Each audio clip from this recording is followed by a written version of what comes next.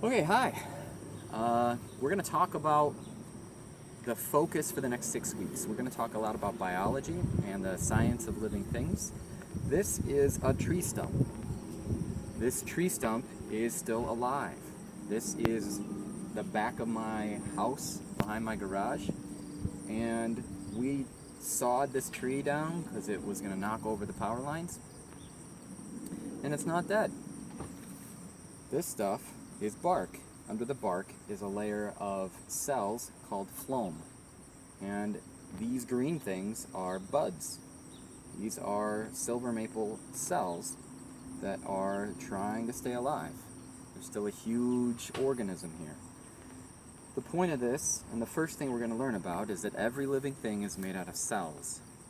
There are all kinds of cells here. Inside are dead cells that used to be the layer of tree that carries water. And those dead cells build up over time.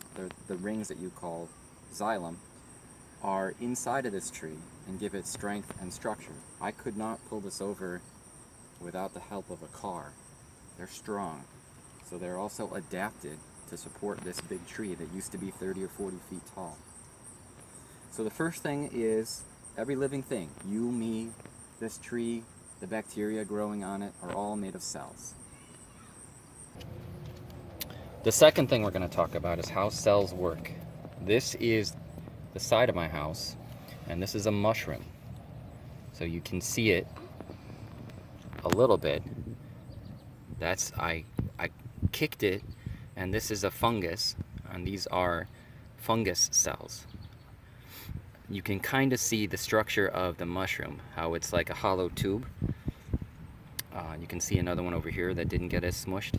But mushrooms are made of a special kind of cell, or a different kind of cell that's a fungus. We're going to talk a lot about different types of cells, and these types of cells are different from the cells in here, this is Creeping Charlie. This is an undesirable mint relative that grows all over people's yards and takes over the world. This is also made out of different cells, and you can see it's green. So the color of the cells affects the color of the living thing, right? These cells are green, so they soak up more sunlight because they need to make their own food. These guys are going to try to get the food from the dirt and the air and the world around them. And you can see here's an ant. That guy really wants to eat something sweet and tasty, so he's looking around for other food. He has to absorb or get his sugar from somewhere else. He's made out of cells, but he's made out of different cells from both this and this that have different stuff because they work differently. We're going to talk a lot about different cells and how different cells work. All right, the last thing is actually selection and how living things are affected by outside pressure and competition. Natural selection means that sometimes individuals in a population, one particular plant or one group of plants, will survive better because they're taller, or because they're faster, or in this case, because they grow faster. These plants, this is called a forsythia. This I got from a plant store, and it is selectively bred by people, and all kinds of human help makes these plants grow really well. You can see they're getting really tall. They're about 5 years old, and we have to cut them every year or they will overwhelm our neighborhood. This is a weed tree that we found next to our garage, a tree that we just found growing. I don't know where it came from. I'm not sure what kind of tree it is. I know it's an evergreen, but you see that these two trees are in competition, or that the forsythia back here and this tree are trying really hard to get light. We also have this red bud right here with these big heart-shaped leaves that soak up a lot of light like solar panels, and they're all trying really hard to get sunlight. Eventually, somebody's going to kind of win, or they're going to expand where everybody can get what they need, but they're all trying really hard to keep growing and surviving. Natural selection would mean that this forsythia is going to crowd out this forsythia because it's growing faster.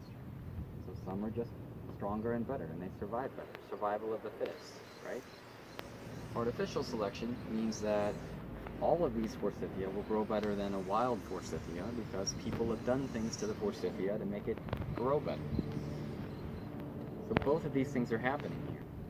This redbud right here is probably selected by gardeners to be extra strong and fast growing and have big strong leaves like this.